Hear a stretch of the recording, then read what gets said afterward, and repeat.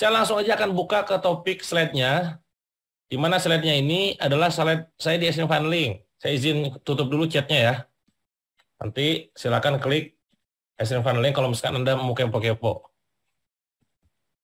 Nah, ini adalah slide saya di Ascend Funneling. Ya, ada 628 slide.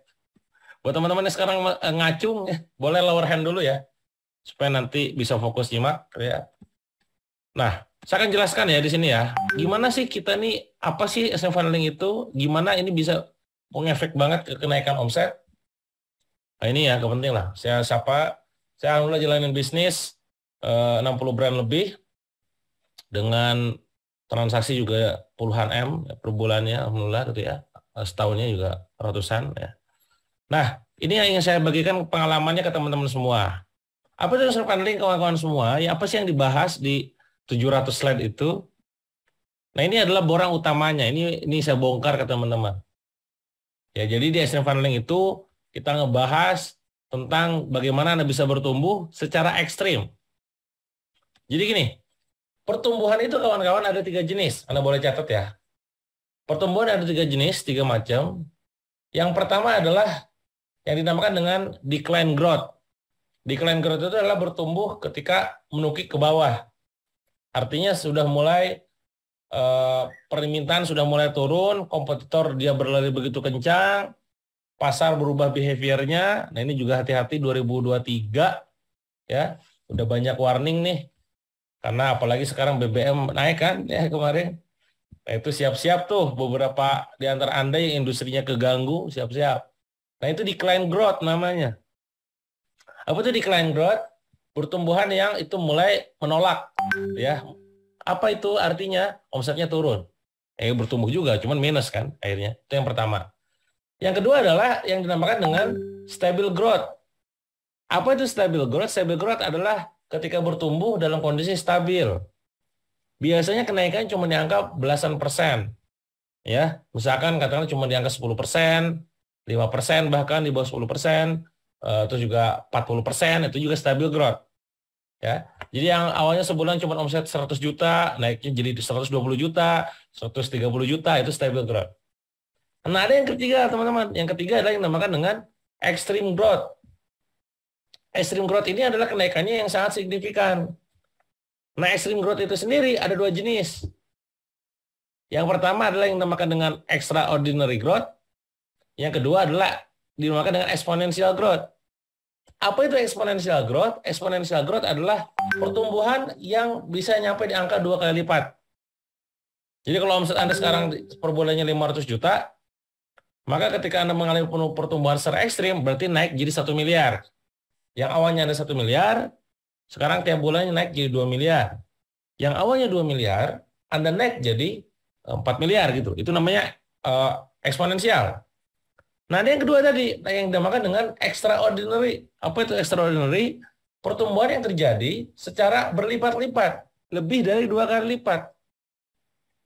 Yang awalnya 1 M itu jadinya 3 M. Yang awalnya 1 M itu naik jadi 4 M. Yang awalnya 500 juta tiba-tiba naik jadi 2 M gitu kan. Yang awalnya 2 M naik jadi 5 M misalnya. Ya. Emang mungkin Kang? Mungkin. Saya sudah ngalamin sering. Yang awalnya sebulan cuma di angka berapa M, naik jadi belasan M. Yang awalnya setahun cuma 8 M, naik tiba-tiba naik 40 sekian M. Gitu. Recording in progress. Sekali lagi, yang saya bagikan itu gak cuma sekedar teori tok gitu ya. Karena alhamdulillah izin Allah sudah terpolakan di beberapa usaha kami gitu ya. Yang ini saya bagikan ke teman-teman. Nah, modul utamanya teman-teman adalah ini. Boleh Anda screenshot, walaupun mungkin tidak semua di antara Anda, 620 orang ini akan ikutan nanti di kelas, tapi setidaknya ada gambaran buat Anda yang sekarang mungkin masih terhambat dengan terkendala waktu, memang nggak bisa hadir di tanggal 20, 17, 18 ya, insya Allah ya. Atau mungkin terkendala budget, yang memang, aduh Kang saya belum ada budgetnya, minimal dapatlah insight momen di malam ini. Kalau ada budgetnya, ada waktunya, monggo nanti agendakan tanggal 17 sampai tanggal 18. Saya akan share juga mungkin teman-teman, link yang masuk ke CS saya langsung, supaya bisa dibantu. Daftar ya, lewat CS dalam kurung Rifki supaya dapat diskon tambahan. Klik ya. Nah, itu ya saya share dulu tuh. Monggo kalau misalkan nanti teman-teman mau ikutan sekiranya tanggal 17-18 adalah waktu senggang, ada budget yang disiapkan, boleh daftar ke Rifki ya. Oke, lanjut lagi ya teman-teman. Nah, ini adalah modul utamanya. Jadi selama 2 hari, Anda akan belajar tentang bagaimana caranya ningkatin omset dengan memaksimalkan modul ini. Ya, Extreme Funneling Canvas ini. Saya bakal lihat Anda dengan video pre-class sejumlah 20 video lebih seingat saya. Yang itu bahas teknikal semua. Mulai dari apa, Kang? Mulai dari yang namanya tentang mindset itu sendiri. Apa sih mindset yang perlu kita install dalam pikiran kita agar ini bisa bertumbuh secara signifikan perusahaan kita ini? Karena pada dasarnya saya menemukan banyak pola gitu ya. Salah satu pola yang saya temukan di orang-orang sukses adalah mindsetnya yang bertumbuh. Mindset seperti apa yang diinstal itu yang perlu kita coba install juga. Karena semua berawal dari mindset. Silakan Anda ikuti dalam hati Anda itu mungkin dalam selama Anda nyimak saya berubah apa namanya? Ubah mindsetnya, berubah omsetnya. Apa? Ubah mindsetnya, ubah omsetnya. Berubah omsetnya gitu ya. Itu yang pertama. Yang kedua, urutannya gimana, Kang? Saya akan urutin ya. Saya akan urutin di bagian kanvas ini. Nomor 1 ada pada growth mindset di tengah. Boleh kasih tanda kalau Anda sudah screenshot. Nomor 1-nya adalah di growth mindset. Nomor 2-nya ada pada mana, Kang? Di niche market. Ya, nomor 2 ada di niche market. Anda boleh kasih tanda. Nomor 3-nya ada di unique product. Nah, nanti PR pada saat di unique product, saya belum membahas tentang positioning. Karena nanti kalau udah masuk ke ranah branding, ada di bagian unique positioning. Ya. Nomor 3 unique product ya. Nomor 4 adalah cyber army. Atau bahasa lainnya adalah super team. Nomor 5 ada di bagian extreme traffic. Itulah kenapa kalau Anda cek, saya main di semua traffic. Ya, saya punya Facebook, saya punya YouTube, saya punya TikTok, saya punya Instagram, saya punya Telegram, saya punya WhatsApp. Wah, KB harus pakai gitu ya. Aliran Extreme Funneling menggunakan semua kanal. Karena setiap kanal punya traffic masing-masing, punya penghuninya masing-masing. Tadi nomor berapa tuh? 1, 2, 3, 4, 5. Nomor 6 adalah kreatif konten, teman-teman. Tanda ini ya, nomor 6 adalah kreatif konten. Nomor 7 adalah magnetic copywriting. Ya. Nomor 8 adalah massive list building. Nomor 9 adalah sales funnel. Dan terakhir adalah big leverage. Gimana caranya kita bisa meleverage perusahaan kita secara gila-gilaan. Nah, itu adalah ranah main gitu ya. Modul atau framework dari yang namanya extreme funneling. Gitu ya. Oke, lantas banyak orang bertanya pada akhirnya, apa itu extreme funneling? Nah, ini definisinya. Apa itu extreme funneling, Kang? Extreme funneling adalah strategi digital marketing yang didesain untuk memaksimalkan penjualan dan mengoptimalkan keuntungan. Kenapa saya katakan ini menjadi sebuah strategi yang sangat luar biasa, berdampak pada pertumbuhan para alumni?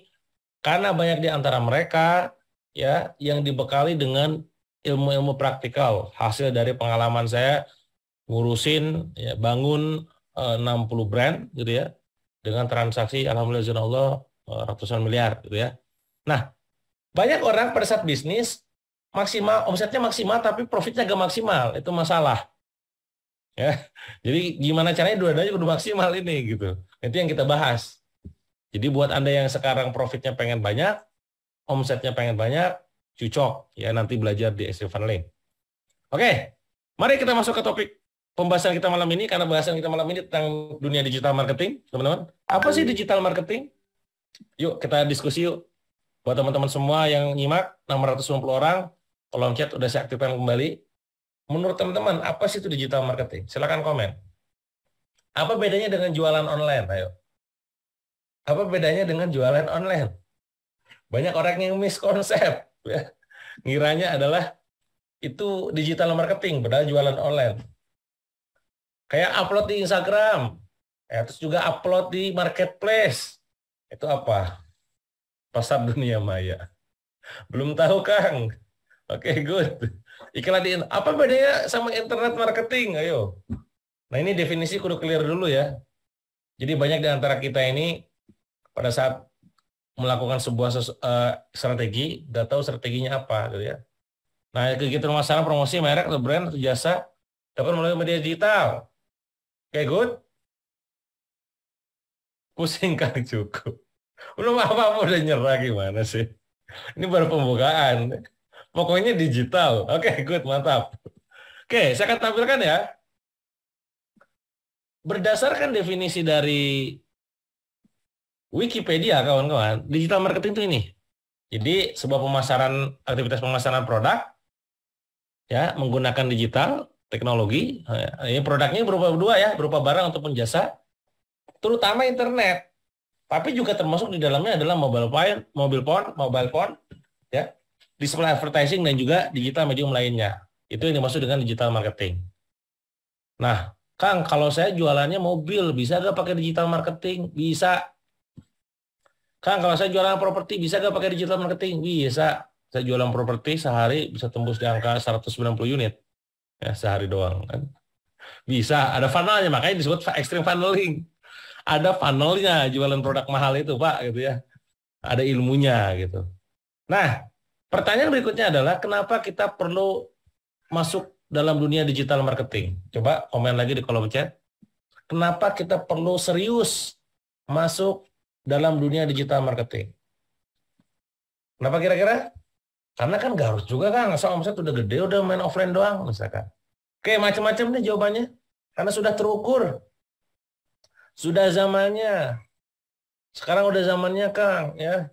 Gampang scale up-nya, bener. Kekinian. Apalagi eranya, ekspansi pasar, good. Jangkauannya lebih luas, udah kayak XL ya, XL. Promo ya. Bisa lebih booming, bener ya. Nah, di antara semua alasan tersebut, akhirnya saya merekap kawan-kawan, saya izin chat di YouTube lagi. Ternyata alasan orang lain kenapa kita ini perlu main di dunia digital ya adalah ini, murah. Udah jelas.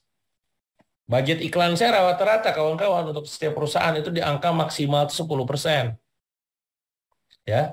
Bahkan dengan dengan budget marketing 4%, ini saya bocorin ini dapur-dapur kita nih ya. Marketing 4% itu bisa ngasilin 5 miliar. Berapa tuh budget marketing itu? Padahal budget marketing cuma 4%. Murah. Gitu. Ya. Apalagi mudah, ya mudah yang punya gadget tinggal posting kan.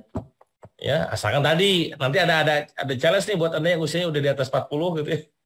Aduh, kan boro-boro mudah, Riut gitu ya, gaptek. Nah, itu yang akan kita bereskan kalau di kelas tuh ya. 3, tertarget. Anda bisa bidik secara spesifik orang-orang yang memang udah cari yang tinggal di mana, hobinya apa, ngapain dan segala macam, tertarget banget. Luas. Ya. Anda tinggal di Bandung, Anda bisa hajar orang-orang yang memang pengen pembelinya adalah berasal dari Bali misalkan.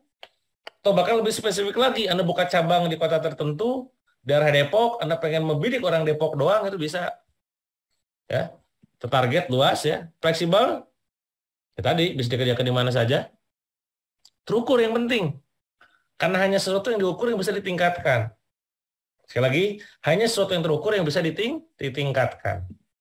Efektif. Efektif itu artinya adalah berapa yang dikeluarkan itu langsung sesuai hasil tujuan ya. Tren lagi zamannya memang nggak bisa dipungkiri. Kebutuhan nggak bisa dipungkiri juga, tiap hari kita sekarang buka laptop, buka handphone, sebelum tidurnya pegang HP ya. Dan scalable bisa ditingkatkan. Makanya kalau misalkan teman-teman main dunia digital marketing, tapi omset belum tembus miliaran atau minimal katakanlah profit ratusan juta gitu ya. Wah, ini berarti harus ada yang diperbaiki gitu. Saya memang kompor gitu kan. Udah ngapain lu bisnis bahasa gitu ya. Bukti bahwa Anda tuh perlu serius gitu. Dunia digital marketing itu luar biasa. Ya. Dan ini bukan cuma sekedar wacana doang, harapan doang. Enggak, itu udah kejadian sama kita-kita gitu. Kenapa digital marketing kawan-kawan? Nah ini. Sok ngaku. Siapa di antara Anda boleh chat di kolom chat ya, yang dulu pernah pakai HP Nokia? Masih ingat gak Nokia berapa? Saya ngaku. Nokianya dulu juga pernah SMA tuh pakai N-Gig tuh ya. Yang game itu. Terus Nokia lain juga dipakai gitu ya. Atau mungkin pernah pakai BlackBerry, aduh itu apalagi saya jadi buku saya di mana? Di bawah ya buku saya. Pin BB berapa Mas gitu. Pin BB-nya berapa Kang? Nah, itu pin BB ya. Kodak yang pakai foto, kita difoto ke studio gitu ya, pakai Kodak. Pernah ngalamin ya? Nah, teman-teman perhatikan. Nah, ini banyak yang ngaku kan akhirnya. Pernah Kang gitu ya. Nah, mereka-mereka ini kawan-kawan, mereka-mereka ini gitu ya, invite pin ya bener. Mereka-mereka ini adalah brand-brand yang sudah pernah besar di zamannya. Ya, omsetnya juga udah miliaran juga gitu ya. Tapi sekarang udah hilang. Sekali lagi ya, mereka besar, sekarang udah hilang. Ingat, mereka udah pernah besar, sekarang hilang. Kenapa? Karena nggak adaptasi dengan zaman. Salah satu penyebabnya adalah karena nggak adaptasi dengan zaman. Nggak adaptasi dengan zaman gimana, Kang? Nggak go digital, ya, nggak agile gitu kan. Nah, mereka itu sudah pernah besar, bangkrut pula gitu kan. Nah, Anda ini, kita ini besar aja belum. Nah, jangan sok-sokan belum besar udah ninggalin, udahlah gak penting digital marketing. Nah, ini hati-hati. Maka mulai sekarang adalah kudu terjun dunia digital. Belajarnya kemana, Kang? Monggo terserah kemanapun. Sekali lagi, Anda nggak harus belajar dari saya ya. Anda nggak harus belajar dari saya, gitu ya. Silakan Anda belajar ke siapapun. Banyak guru-guru juga di luar sana yang luar biasa hebat, gitu ya. Tapi kalau misalkan teman-teman pengen belajarnya dari saya, silakan nanti ikutan di SDM Funneling itu. Boleh chat link yang ada di kolom chat, masuk ke tim saya di Billionaire Coach. Ya, apa yang saya bagikan adalah pengalaman saya mengelola 60 brand yang menggunakan hampir semuanya digital marketing. Mulai dari jualan skincare klinik, skincare, kosmetik, klinik, snack, juga herbal gitu kan. Jualan properti juga, terus juga saya jualan fashion. Nah, itu kan ada pola tuh kebentuk tuh. Nah, itu letak gitu ya. Baik lagi teman-teman. Nah, jadi mereka itu pernah besar tapi sekarang wafat. Ya. Jadi kita yang sekarang belum besar jangan sosokan tiba-tiba merasa bahwa udah gak penting ya, hati-hati ya. Lihat juga kita lihat juga faktanya. Ini adalah fakta-fakta yang terjadi di lapangan. Curhat lesu pedagang sweater permintaan Tanah Abang turun tahun 2017 udah mulai sepi, apalagi sekarang ya. Blok M Golodok Manggarai Tanah Abang, nah ini ya mall-mall yang offline tuh udah mulai pada sepi. Mangga 2 sepi juga. Matahari banyak yang tutup. Giant juga banyak yang tutup. Ya, nah ini toko konvensional mulai pada sepi juga. Ya walaupun ini saya nggak tahu ini sepi tutup atau belum buka tuh ya, fotonya tuh ya. Ya. Nah sampai akhirnya Kemenko tuh bilang bahwa digital marketing sudah menjadi keharusan. Itu data dari fakta berita gitu. Artinya banyak perusahaan bagian yang sekarang main offline tapi nggak go digital, hati-hati. Ya, Anda bisa jadi the next gitu ya. Ih, Kang Dewa doain. Enggak, gue ngingetin. Hati-hati ya. Itu dari fakta ya. Lihat dari data sekarang. Data 2020 teman-teman, jutaan orang pengguna handphone, internet sampai 4 juta. 2020 ya, ini 2 tahun yang lalu. Populasinya, nah itu datanya bisa Anda lihat sendiri. Ya. Dan tiap harinya orang ngabisin untuk internetan sampai 8 jam sehari. Ya. Main sosmed 3 jam sampai 4 jam dalam sehari. Ya. Kalau dulu nontonnya TV, dulu dengerinnya radio, sekarang dengerinnya podcast dari YouTube gitu ya. Sekarang dengerinnya adalah video-video di YouTube, termasuk juga apa namanya ngelihat berita-berita di Facebook, Instagram, TikTok dan sosial media lainnya. YouTube, nah ini kita ngebahas YouTube doang aja lama nih. YouTube doang gitu kan, itu bakal jadi lama. Gimana cara mengoptimasi YouTube? Gimana orang mencari tahu di YouTube? Gimana akun kita supaya naik di YouTube? WhatsApp. Kenapa akhirnya kita bikin platform kayak WBS Pro, ya, kayak WUA gitu ya? Karena pasarnya WA tuh gede gitu. Facebook, Instagram juga besar. Nah dari sini aja data sudah dapat insight kita bahwa sebenarnya ada pasar yang sangat besar. Nah maka bagi Anda yang sekarang nggak main YouTube, nggak main Facebook, hanya main IG doang misalkan, merasa bahwa jualan fashion IG aja lah gitu ya. Nah ini ya pasarnya padahal masih banyak yang bisa kita garap gitu. Nah ini dari pengguna Facebook sendiri ya data-datanya luar biasa. Apa kesimpulannya jadinya? Coba kalau misalkan diminta kesimpulan, apa kesimpulannya? Saya buka lagi kolom chat. Jadi kalau misalkan dari data tersebut, apa kesimpulannya teman-teman? Kesimpulannya adalah dengan belajar. Enggak, benar. Digital marketing itu sebuah keharusan. Ya, Anda nggak harus ikut extreme funneling. Sekali lagi ya, Anda bisa ikut belajar dimanapun. Saya juga udah banyak tuh para peserta yang sekarang bikin kelas. Ya, saya mah senang sih kalau misalkan teman-teman pada tumbuh gitu ya. Karena sejatinya saya background saya tuh guru ya. Jadi saya dulu kuliah di UPI Bandung. Kalau ada murid yang akhirnya jadi guru yang sukses, wah itu saya bahagia ya. Semoga jadi cipratan pasti pahalanya gitu ya. Jadi nggak harus di extreme funneling, tapi kalau Anda pengen belajar cara saya bangun perusahaan ini sampai di angka besar gitu ya, dan juga aplikasinya gimana, monggo nanti belajar di extreme funneling ya. Oke, benar teman-teman. Jadi Anda perlu terjun ke dunia digital marketing, perlu belajar tentang gimana caranya eksis dunia digital ya. Oke, sudah saatnya terjun dan serius jalan digital marketing. Ya, lagi ini adalah kesimpulannya. Bill Gates pernah bilang teman-teman, if your business is not on the internet, then your business will be out of business. Bahasa terjemahan Tarsannya adalah, kalau lu gak masuk dunia digital dan internet, gitu ya, lu siap-siap bangkrut gitulah. Ini bukan doa ya, ini mah kuat. Artinya apa? Dan ingat, ini yang ngomong adalah Bill Gates, orang kaya dunia. Gitu. Jadi ya, yuk kita go digital, go online ya.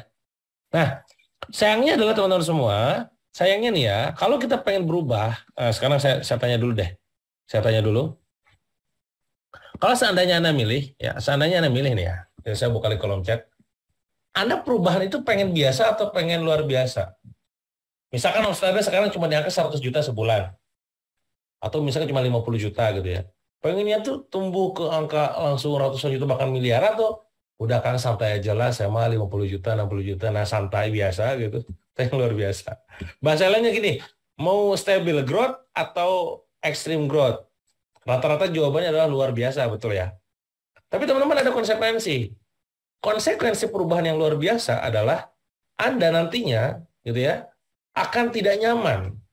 Siap nggak tidak nyaman? Karena Anda bakal keluar dari zona nyaman Anda, masuk ke zona bahaya. Ya.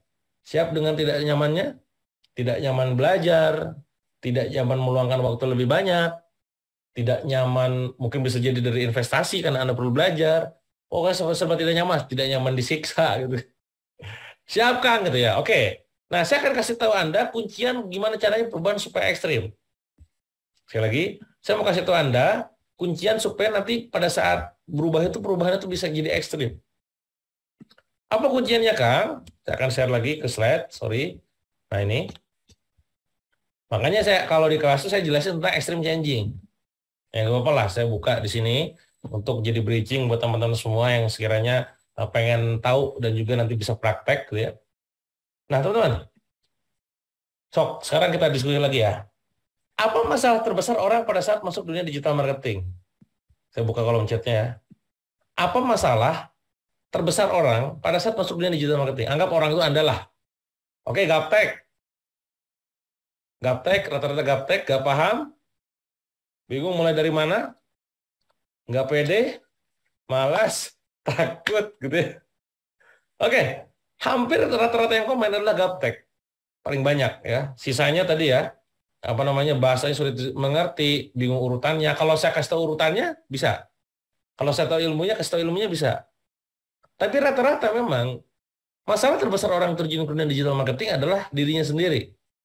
Tentang gapteknya tadi lah, gak konsisten lah, gak telaten lah, gak fokus lah, malas lah gitu kan, takut gagal lah dan segala macam, minder lah dan lain-lain. Sekali lagi saya tutup lagi ya.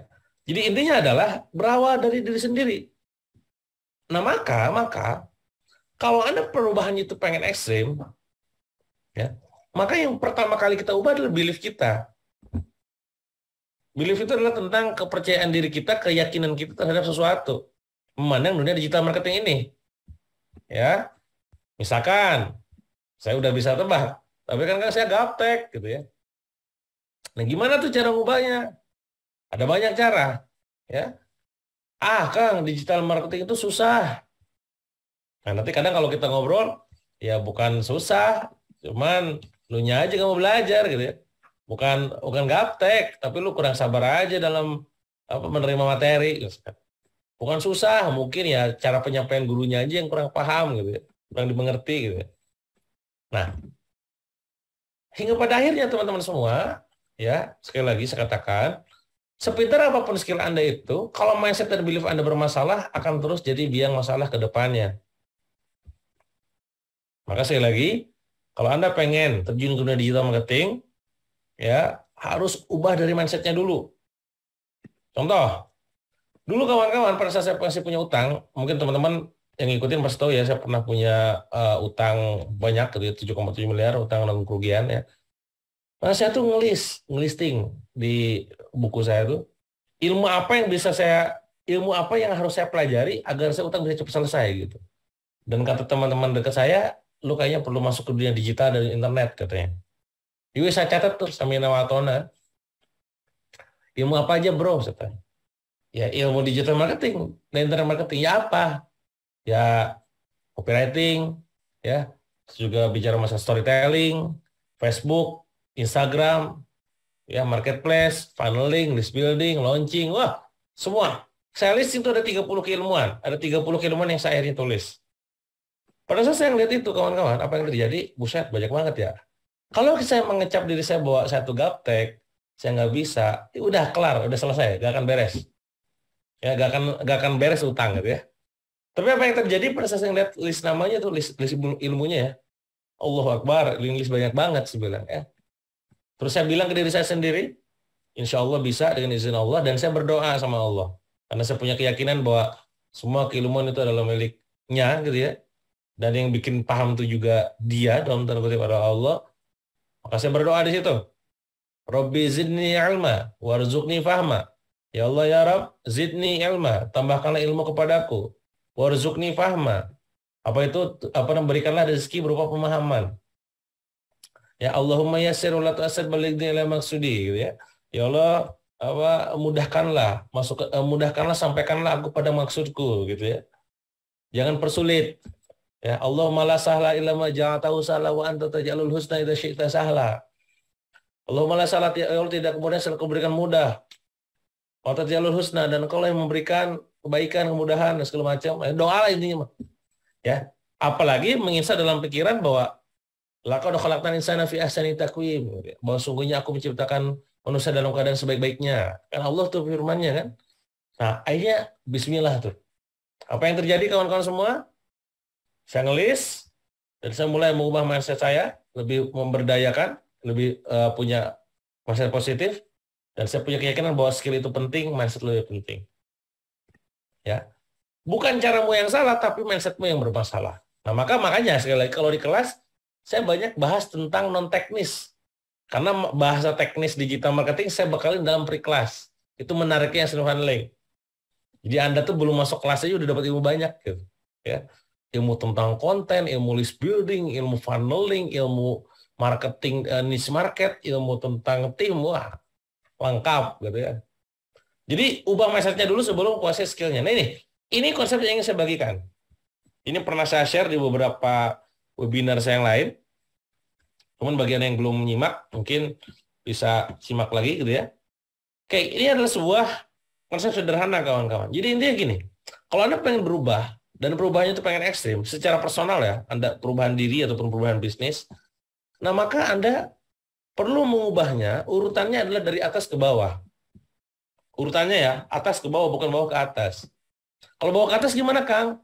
Berarti Anda mengubah dari lingkungannya dulu, environment lingkungan, behavior itu perilaku, skill itu adalah kemampuan, belief itu adalah keyakinan, value adalah nilai, identitas, spirituality adalah spiritualitas. Artinya ngubah dari atas ke bawah.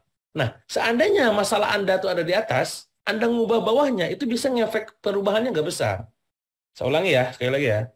Masalah Anda ada di atas, Anda ubah bawahnya, itu bisa efeknya nggak besar. Contohnya gimana, Kang? Contoh, ada di sini yang merokok? Oh, mungkin nggak ada ya, nggak ada yang ngaku maksudnya. Beberapa di antaranya mungkin perokok, yang cowok mungkin ya, saya cewek, positive thinking enggak gitu ya. Atau mungkin ngerokok gitu ya. Nah ngerokok itu kawan-kawan, saya akui ya, saya dulu perokok. Saya dulu waktu SMP tuh bandel gitu ya, ngerokok.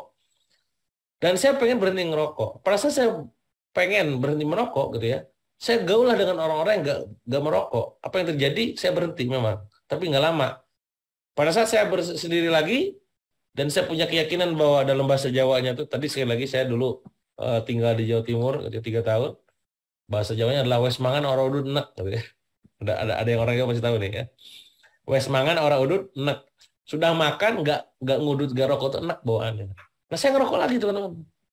Berarti kan konsepnya nggak works kan? Artinya apa?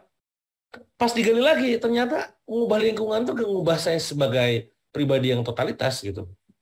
Kenapa? Pas diselidiki, masalah saya itu di belief di atas.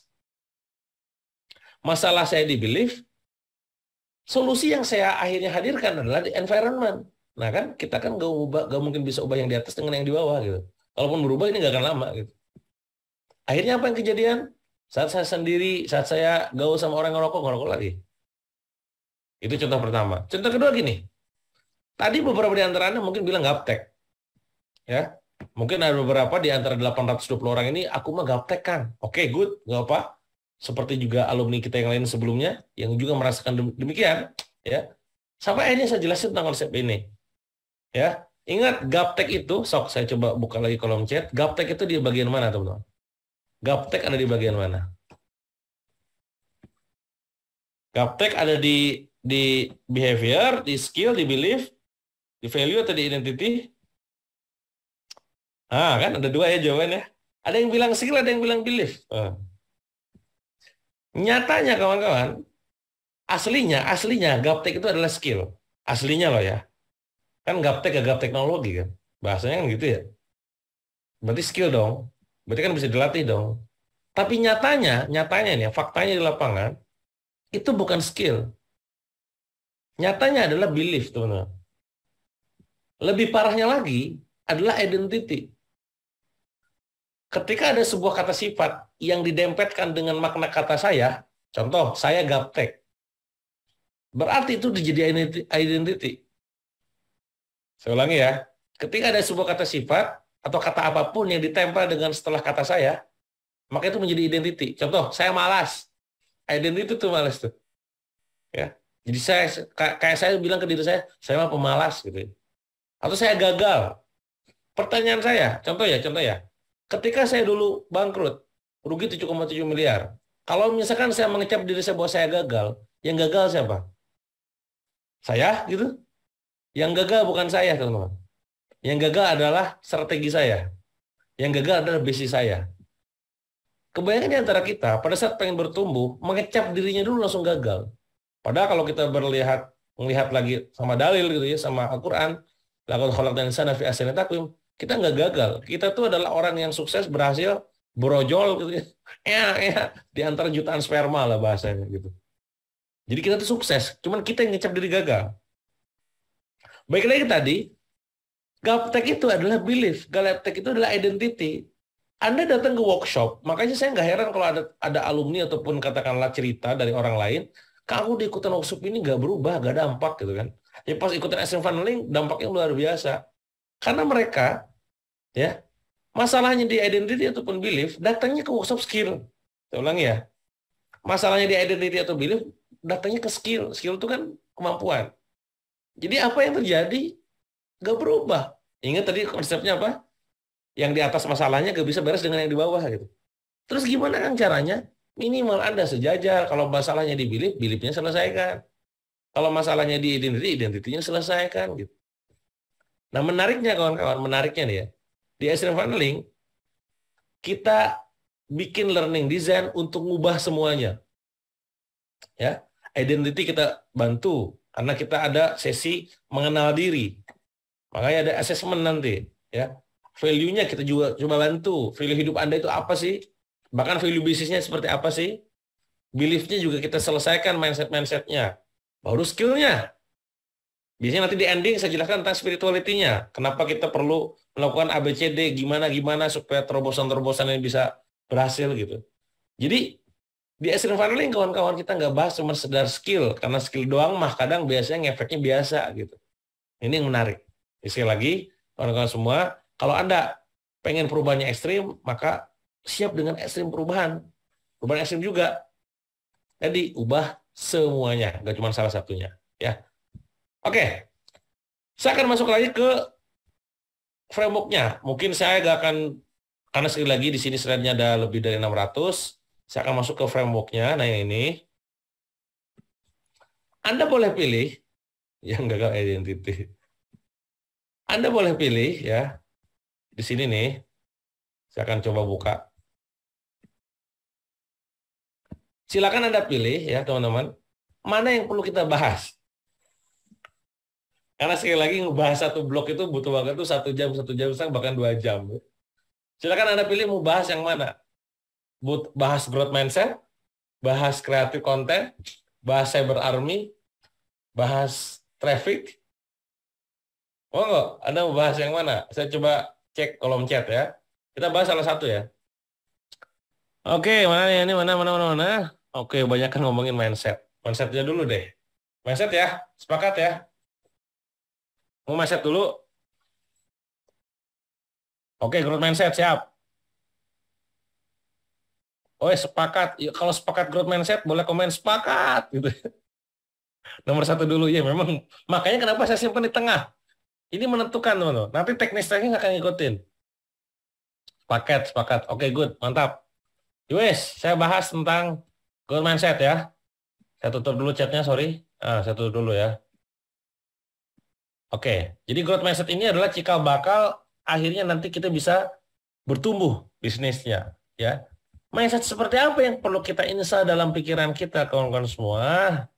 Ini slide-nya panjang. Slide mindset itu di slide nomor, oh kan, nomor 120, 119 ya. Luar biasa ya, teman. 119, berarti slide sebelumnya tuh slide yang lain tuh ya, slide bridging-nya. Oke, ini nih. Kita akan mulai dari growth mindset ya. Jadi step nomor 1, kalau Anda pengen extreme growth, kalau Anda pengen pertumbuhannya ekstrim, Anda perlu punya growth mindset. Pertanyaan muncul, growth mindset apa sih, Kang? Nah, ini yang perlu dibahas. Ya. Nah, ini adalah hasil penelitian, kawan-kawan. Sekali lagi, materi saya biasanya sih nggak cuma komen ngomong doang gitu, ngomong doang gitu. Semua itu hasil penelitian biasanya. Ngomongin konten ada hasil penelitiannya. Ngomongin copywriting ada hasil penelitiannya. Ngomongin persuasi ada hasil penelitiannya. Ngomongin mindset, ngomongin apa tuh ada hasil risetnya. Jadi ilmiah lah bahasanya tuh ya, nggak cuma kira-kira. Gitu. Jadi sadar nggak sadar kawan-kawan, kita itu hidup manusia. Ada 2 jenis mindset. Mindset pertama adalah fixed mindset, yang kedua adalah growth mindset. Fixed mindset adalah mindset yang karakteristiknya adalah di bagian kiri. Di bagian kiri yang sekarang Anda lihat di slide, menghindari tantangan, gak suka tantangan gitu ya. Terus juga menghindari hambatan, memiliki hambatan, merasa gaptek, sulit, susah. Maka tips dari saya pribadi buat Anda, mulai ubah kata-kata negatif yang tidak memberdayakan. Contoh apa sih, Kang? Ubah kata sulit menjadi menantang. Saya ulang ya. Setiap Anda mau ngomong kata sulit nih ya, dalam omongan ya keseharian, susah, sulit dan seturunannya, sulit, susah gitu ya. Susah, menantang ya. Nah, itu ubah, biasakan. Contoh apa lagi, Kang? Mengubah kata bingung menjadi menarik. Aduh, ya Allah bingung gitu kan. Menarik gitu. Nah, itu sebuah kebiasaan yang perlu diinstal. Apalagi, Kang? Gaptek. Nah, kata gaptek ubah menjadi lebih sabar. Sama gaptek, kayaknya saya memang perlu lebih sabar nih dalam belajarnya, perlu lebih gigih nih gitu ya. Nah, kata-kata ini akan melatih pikiran kita dan akhirnya apa? Kebiasaan-kebiasaan kita tuh juga jadi positif. Ya, nah, itu hambatan. Jadi hambatan dihilangkan dengan trik-trik kita gitu ya. Nolak kritikan biasanya, dikritik tuh gak suka. Ya, baper. Dikritik baper gitu kan. Berhenti akhirnya. Itu hati-hati ya. Pada saat kita live di Instagram, di Facebook, live mulu, jualan mulu, dikritik, langsung nggak live lagi. Gitu. Berharap reward tanpa kerja keras, hati-hati, ya. Mudah nyerah dan putus asa, dan gagal sekali, gagal selamanya. Langsung generalisir, aduh, aku mah kayaknya nggak mampu deh, nggak bisa. Tuh kan kemarin postingan nggak ada yang komen, nggak ada yang like. Gitu. Nah, sementara growth mindset sebaliknya yang bagian kanan, mereka suka tantangan. Ketika kita ngomongin angka leads, sales, traffic, conversion rate, ROAS, dan segala macam, itu senang. Ya. Dikasih angka-angka brutal juga kenceng geraknya. Kan? Menghilangkan hambatan. Tadi ya, segala pemikiran tentang rasa gaptek, sulit, susah, frustasi, bingung. Ya, itu semuanya bisa kelar, gitu ya. Nerima kritikan dan dia positif, berterima kasih malah bukan justru malah baper, gitu ya. Mengejar reward dengan kerja keras, ya lu kalau pengen dapat hasil besar ya kerja kerasnya kudu juga besar gitu ya. Nggak mungkin kalau misalkan posisinya kita ngejar reward tapi tanpa ada kerja keras sama sekali. Tidak pernah nyerah dan putus asa. Ini juga sebuah karakter, teman-teman. Ya. Jadi baru satu kali boncos, dua kali boncos langsung nyerah, enggak. Ya. Jadi kita tuh perlu, tapi tadi ya, Anda harus ada dapat learningnya. Jika ketika Anda ngiklan, berapa Anda cost akuisisinya, misalkan berapa marketing budgetnya, berapa ROAS-nya, berapa apa angka-angka metriknya itu jadi pelajaran.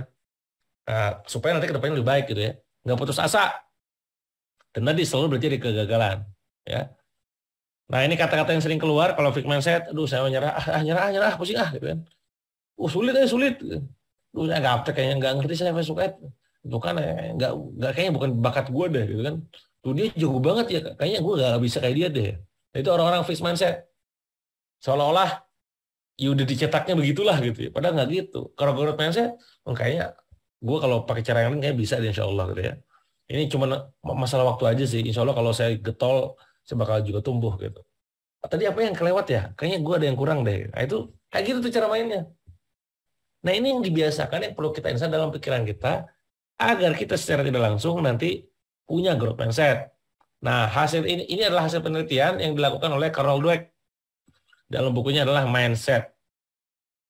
Ya, ada 5 hal teman-teman. Obstacle, tantangan, challenge, tantangan, obstacle, hambatan, maksudnya bisa menyelesaikan hambatan ya, bukan punya hambatan ya. Kritik, menerima kritikan, effort, kerja keras, dan belajar dari orang yang lebih sukses.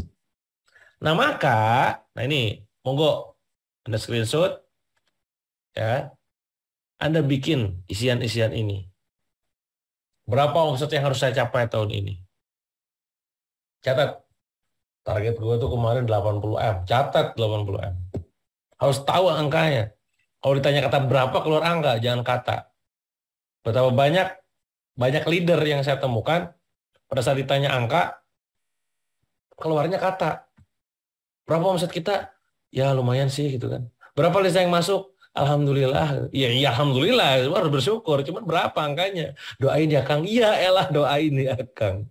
Karena leadernya tidak terbiasa dengan angka. Nah, Anda sebagai leader ataupun owner bahkan kudu biasa dengan angka. Tulis omset Anda berapa targetnya. Nah, dari target itu nanti bulan Desember, per bulan September sekarang udah berapa? Selisihnya berapa? Mau gimana tuh selisihnya tuh? Mau Anda kejar atau Anda pasrahkan gitu kan? Nah, itu. Profit yang harus Anda cetak tahun ini berapa? Database yang harus dimiliki berapa? Pieces terjualnya berapa? Produk yang mau diluncurkan, dirilis, di launching berapa? Kalau Anda berbasis reseller agent distributornya harus punya berapa? Yang aktif harus berapa? Ya, monggo itu udah kontraksi dari sini doang ya. Kalau Anda kliniknya kudu berapa? Cabangnya kudu berapa? Ya, kalau ada partnership, mau partnership dengan toko berapa banyak gitu. Nah, itu harus men-challenge Anda. Jangan udahlah biasa aja. Ini dunia, gimana sih? Berarti belum kelar nih purpose-nya nih. Ya, kita hidup ini bukan soal diri kita sendiri. Ya, duit 100 juta mau udah lebih dari cukup buat hidup, tapi kalau untuk berbagi itu cuman dipakai buat 2 umroh udah habis, 3 umroh udah habis itu. Belum kelar haji itu ya, belum kelar haji gitu. Ya, kita perlu kaya sekaya-kayanya buat muslim terutama ya, supaya bisa apa? Banyak kasih manfaat buat banyak orang gitu. Ya. Itu challenge. 2, obstacle. Coba deh listing deh malam ini mungkin bisa sama pasangan Anda atau sama tim Anda nanti. Apa hambatan yang membatasi Anda hingga sampai detik ini belum sukses juga? Internal tuh kayak tadi, malas-malesan, nunda-nunda, ya, putus asa, orang gaptek gitu. Kalau eksternal tadi, ya lingkungan kurang kondusif, temannya ini apa tulis tuh, alasan-alasan di luar. Ya. Terus yang ketiga, kenapa belum sampai detik ini belum juga sukses? Ngukur, jangan ngomong takdir ya, semua juga takdir. Qadarullah semua juga. Ini mah ikhtiar di ranah yang kita kuasai. Ada 2 lingkaran dalam kehidupan ini yang bisa kita kendalikan, yang tidak bisa dikendalikan. Tidak bisa dikendalikan ini adalah tahapan, rezeki, dan itu ranahnya Allah tuh. Qada qadar gitu ya. Kalau yang bisa kita kendalikan ini yang kita coba kita manfaatkan. Oh tadi, kenapa gue belum juga sukses ya, males-malesan sama ternyata. Nah, itu kudu clear penyebabnya apa. Karena begini begitu dianalisa. Kadang leader gak pernah diajak mikir kayak begini ya. Udah yang ini nomor 3. Apa kekurangan saya perbaiki? Sekurang detail, sekurang teliti, sekurang paham tim, sekurang suka baca data, sekurang dalam masalah apa dan di listing. Ya, komentar negatif Anda, orang lain terhadap Anda apa? Ya, kamu tuh orangnya baperan, kamu tuh orangnya terlalu begini begitu. Nah, tulis. Kritikan apa terhadap dari customer untuk Anda? Produknya enak tapi begini, servisnya kacau. Nah, listing. Tulis frictionnya, gesekan-gesekan yang mungkin jadi kekecewaan. 4, effort, kebiasaan buruk yang akan mulai dihilangkan apa kira-kira? Ya, tadi kebiasaan menunda-nunda, misalkan molor, terlalu sering malah siang-siang gitu ya. Ya boleh aja, cuma sekali lagi kalau keseringan kan jadi malas banget gitu ya generasi rumahan gitu ya. Kebiasaan baru yang ini mulai apa? Baca buku, bikin jurnal suku sebelum tidur, bikin to-do list sebelum berangkat kantor gitu kan. Selama perjalanan banyak zikir misalkan gitu ya. Atau misalkan apa, dengerin podcast, dengerin nonton YouTube-nya Kang Dewa misalkan. Komitmen saya dalam pertumbuhan apa? 10 komitmen, 1, 2, 3. Nah itu.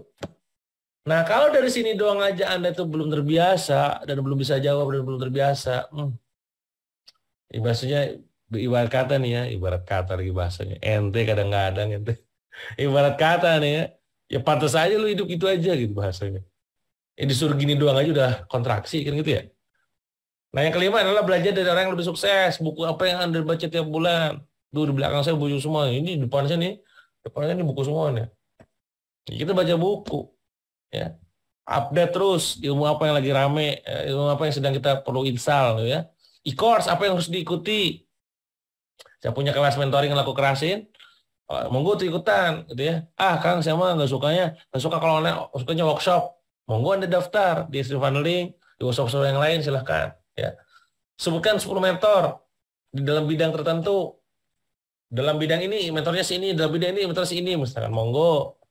Atau saya nggak mau banyak-banyak kan cukup 3 aja silahkan. Contoh kalau saya dalam kehidupan di parenting misalkan, saya punya mentor namanya Ustadz Beli dan Ayah Irwan. Saya tiap hari Rabu saya besok nih ke Jakarta nih ya. Salah satunya adalah untuk mentoring halakoh gitu. Riko sama beliau. Bukti serius. Pengen tumbuh gitu loh. Gimana nih? Kan bisnis itu penting, parenting lebih penting. Punya karyawan penting, punya anak lebih penting, didik anak lebih penting gitu ya. Itu bukti serius. Nah, hal-hal kayak gini tuh perlu diinstal teman-teman. Nah, kalau di kelas ada simulasinya. Cuman saya nggak akan share simulasinya di sini. Nah, ketika sudah punya growth mindset gitu ya. Nah, sekarang pertanyaannya adalah mindset apa saja yang perlu diinstal oleh business owner? Ya, yang perlu ada dalam pikiran kita sebagai business owner.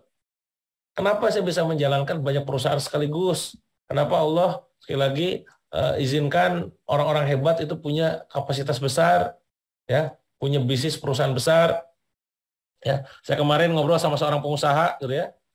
Omsetnya sebulan berapa? Pas kita gali-gali, omsetnya sebulan berapa? 70 M.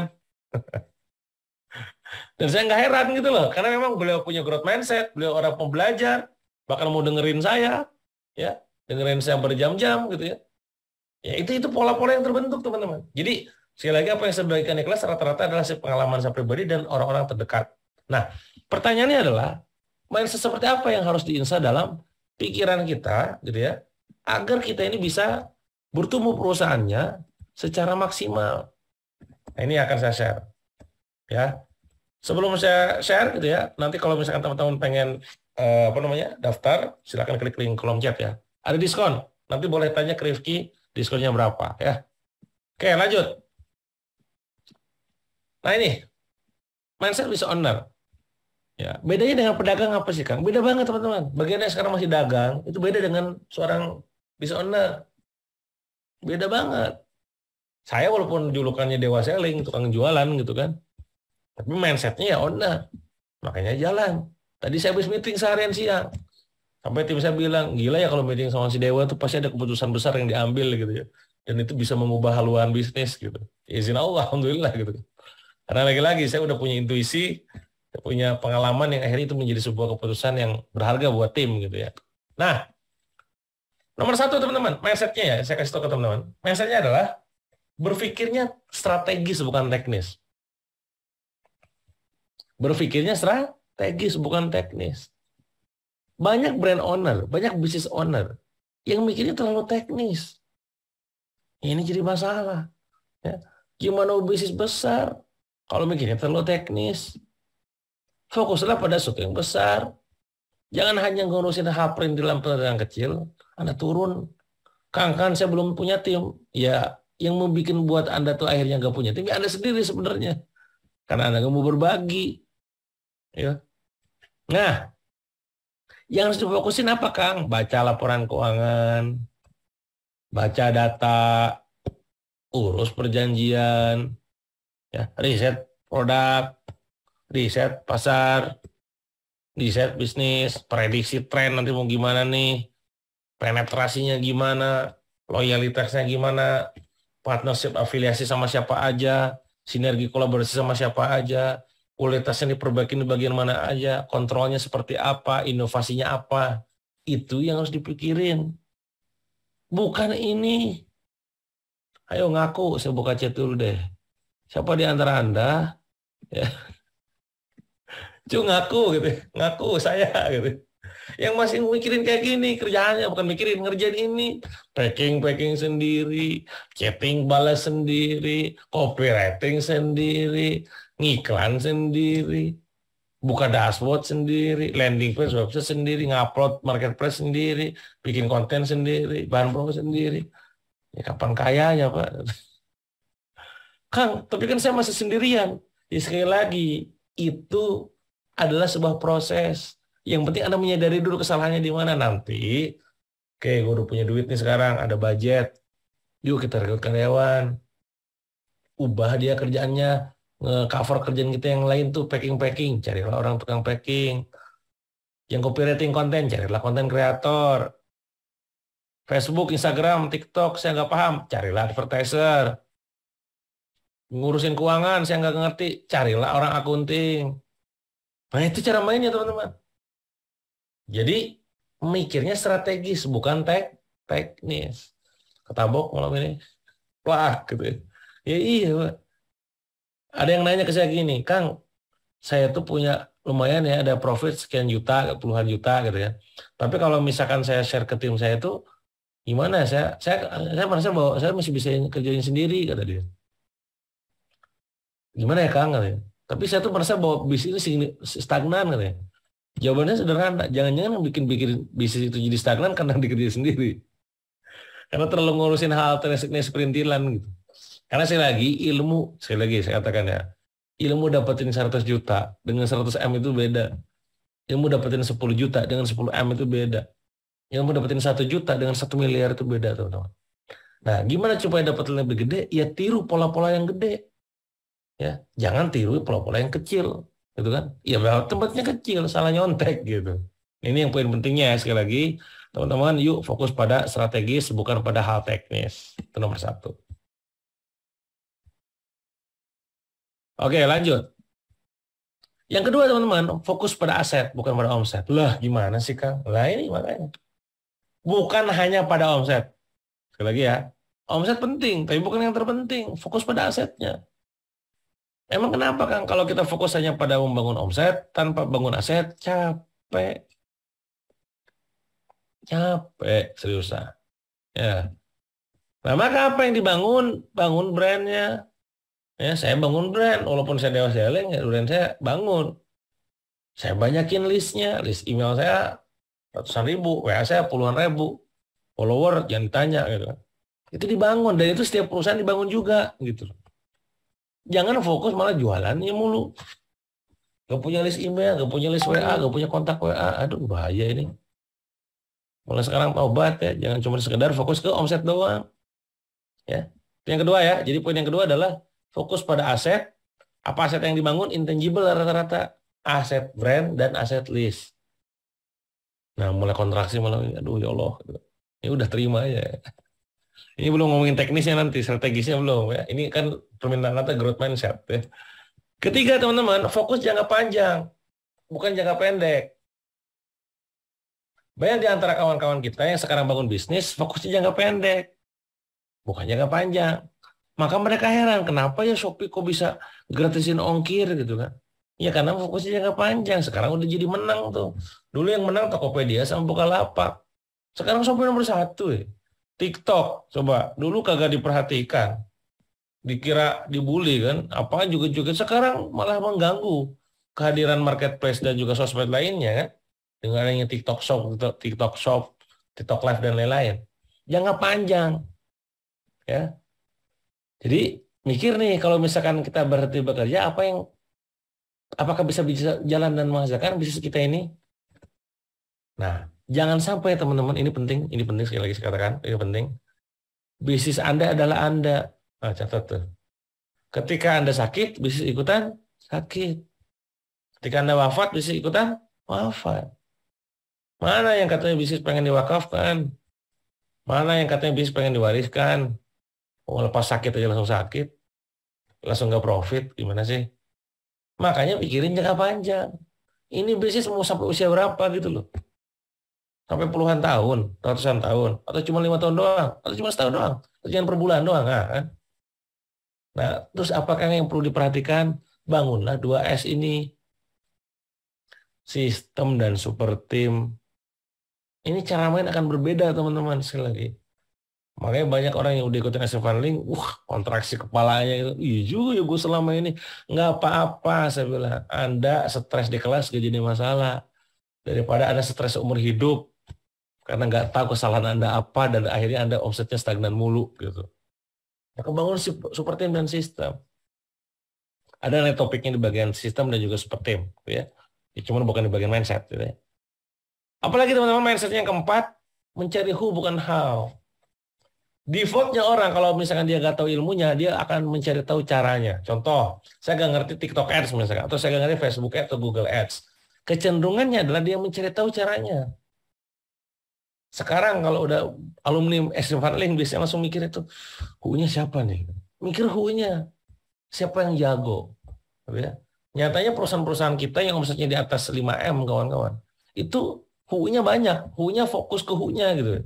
Yang gue gak paham ilmu ngiklan, carilah yang jago ngiklan. Gue gak paham ilmu keuangan, carilah orang yang udah paham tentang keuangan.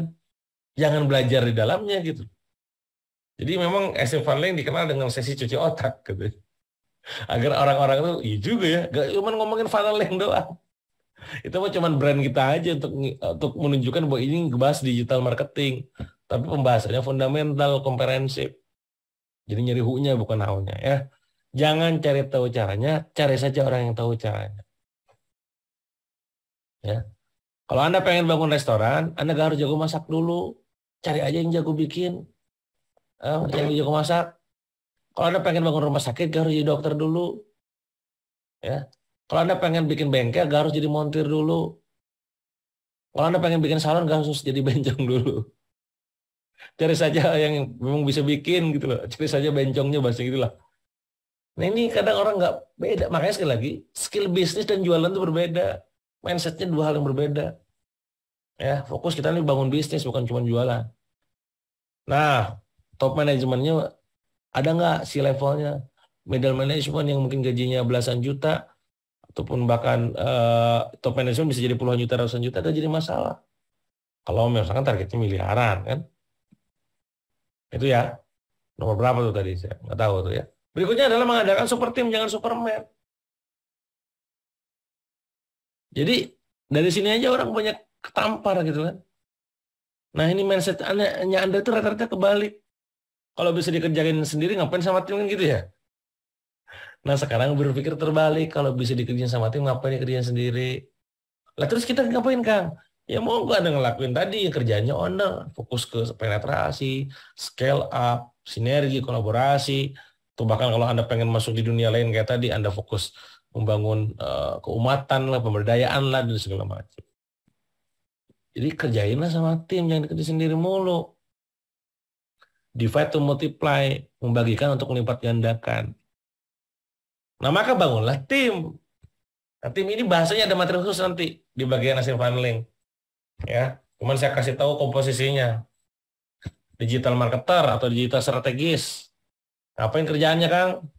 Bikin strategi, bikin funnel, dan segala macam.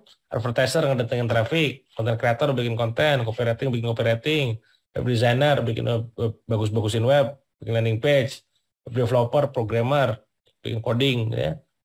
Customer service, CS, DV manager ngelola pasukan, ataupun influencer, graphic designer bikin desain, video maker cari bikin video.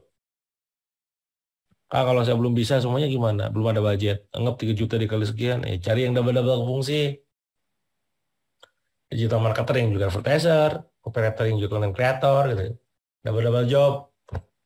Kang belum siap juga, Kang. Yaudah, berarti cari yang triple fungsi. Digital marketer, advertiser, plus web designer dan juga developer satu orang gitu. Content creator dan copywriter satu orang. Kang saya belum bisa juga bayar. Mati aja udah sekalian gitu. Ya memang pada akhirnya bakal bangun tim. Karena mindset kita scale up, bukan cuma sekedar ngejar omset cuma di angka recehan doang gitu loh.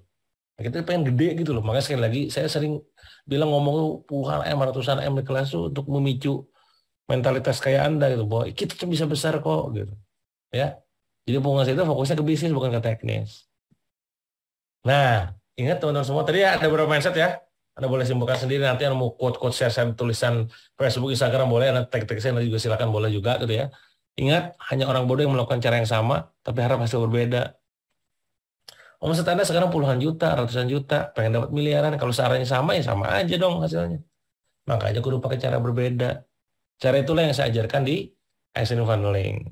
Rumusnya adalah mantranya change your mindset, change your omset. Jadi ya teman-teman ya. Nah itu di ranah bagian growth mindset-nya. Nah sesinya itu sendiri, karena kita ada simulasi, biasanya di kelas juga ada simulasi yang sangat panjang, dan itu membutuhkan waktu lumayan, gitu ya. Tapi ujung-ujungnya adalah membuat kita akhirnya tumbuh. Nah itu baru 1 poin dari 10 poin yang ada di modul Extreme Funneling. Ya, sekali lagi buat teman-teman semua yang nanti tanggal 17-18 senggang, kalau mau ikutan Extreme Funneling, monggo diklik link yang ada di chat.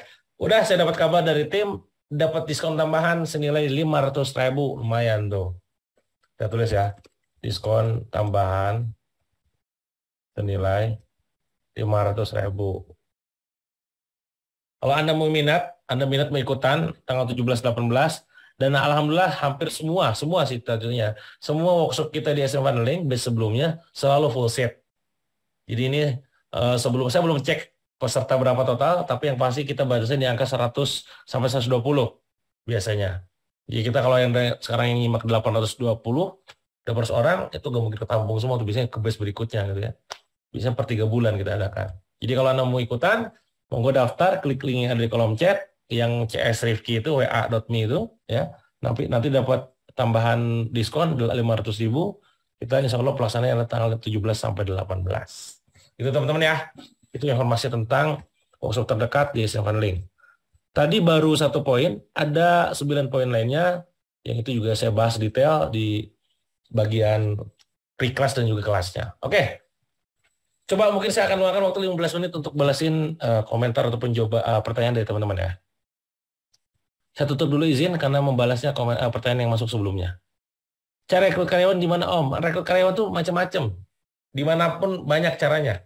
Di bagian super team nanti dibahas dari situ.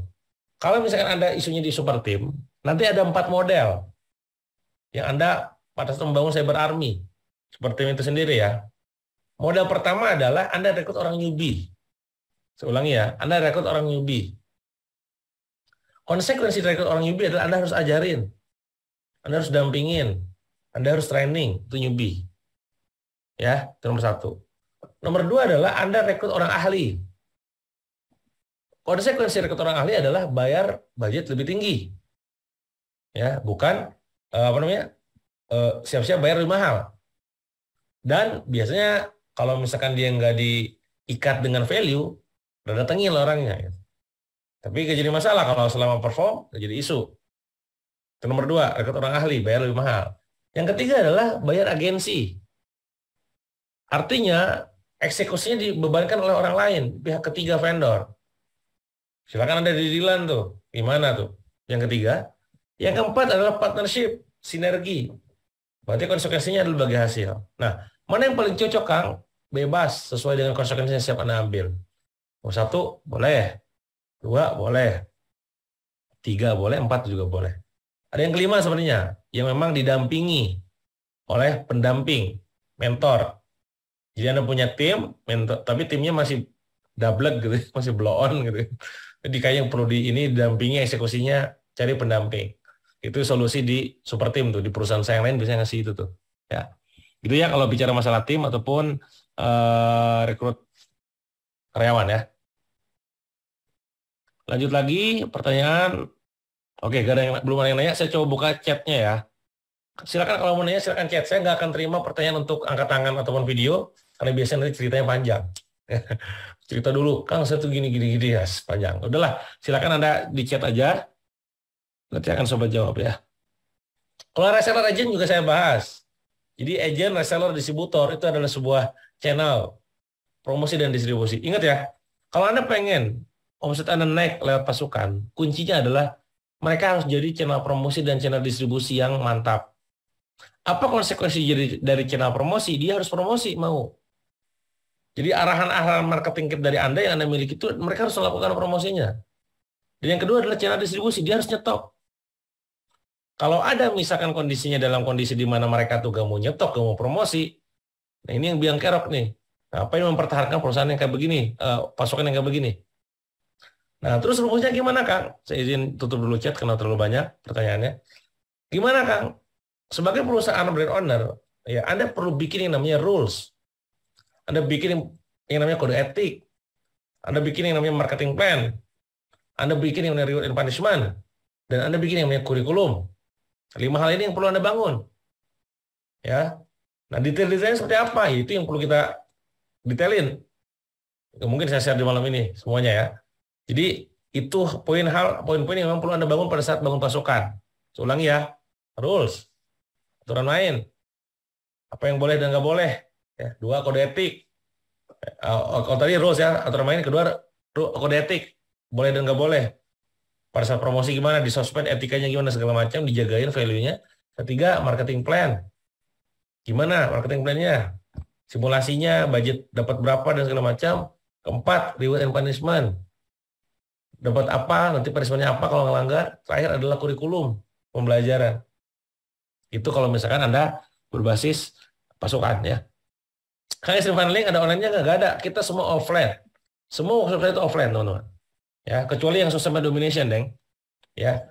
Karena Extreme Funneling ada simulasi board game-nya, Mbak. Jadi kita buat teman-teman semua yang sekarang kondisi mungkin rada loading, terima materi gitu ya. Kita ada wrap up-nya dengan cara adanya board game. Nah, silakan nanti teman-teman kalau memang waktunya sekali senggang ataupun ada rezeki dan juga waktu sempat daftar aja ikut di Bandung ya. Oke, lanjut lagi. Bulan depan ada kesempatan lagi nggak, Kang? Nggak ada. Bulan depan itu saya nggak ada workshop, seingat saya. Saya buka di bulan Oktober ya. Saya nggak ada workshop. Adanya workshop tim saya, CS Ninja dan Super Team. Ketemu lagi Extreme Funneling itu adalah bulan Desember Extreme Leadership. Oh, November akhir. Jadi kalau Anda besok ikutan, itu ketemu lagi November akhir. Jadi kalau memang Anda sudah ada budgetnya, ada waktunya, mending ikutan di minggu depan aja. Ya, supaya lebih cepat eksekusinya, lebih cepat efeknya ke perusahaan. Bagaimana cara mengelola reseller, sudah saya jelaskan. Ya. Kang, masih kecil omsetnya, bisa semua kerjaan sendiri. Itu dia kenapa, makanya saya lagi, kalau Anda udah tahu frameworknya, kapan Anda membesar, bagaimana cara membesarnya itu lebih clear kan. Jangan-jangan sekarang itu masih kecil itu gara-gara dikerjain sendiri. Saya ulangi ya. Jangan-jangan yang akhirnya membuat omset kita stagnan kecil itu karena dikerjain sendiri. Bukan yang gara-gara masih kecil akhirnya yaudah gue kerjain sendiri gitu. Justru karena dikerjain sendiri jadi kecil gitu. Akhirnya kan masih terbalik kan. Nah itu pengalaman yang saya temukan di lapangan tuh begitu teman-teman. Ya. Tentang marketing kok digital kok gak dibahas kan? Tadi digital marketing itu sendiri teman-teman itu bagian konten, funneling. Nih slide-slide-nya nih saya buka nih. Ya. Nah, belum ngomongin funnel nih, customer behavior, ISAS, campaign tuh. Ya. Belum bicara masalah. Kalau tadi ngebahas tentang kenapa ngebahasnya tentang growth, mindset. Karena permintaan dari kalian kan itu. Tadi kan yang komen kan. Aslinya nih teman-teman panjang slide-nya nih, saya coba buka ya. Nah, aslinya itu adalah 628 slide. Oh, oh. Ini funnel semua nih. Oh, funnel tuh. Jadi apakah itu ngebahas cuma mindset doang? Kagak, ini teknis semua ini. Tuh. Copywriting, konten, tuh, funnel, konten, lagi ngabe, mabok-mabok lah gitu ya. Tapi gak apa-apa ya, maboknya demi kebaikan insya Allah ya. Cara nambah database itu di bagian funneling, list building. Ada nanti namanya apa namanya list building Canvas ya. Oke teman-teman, saya ingatkan lagi buat teman-teman semua yang pengen ikutan di minggu depan, silakan klik link yang ada di kolom chat.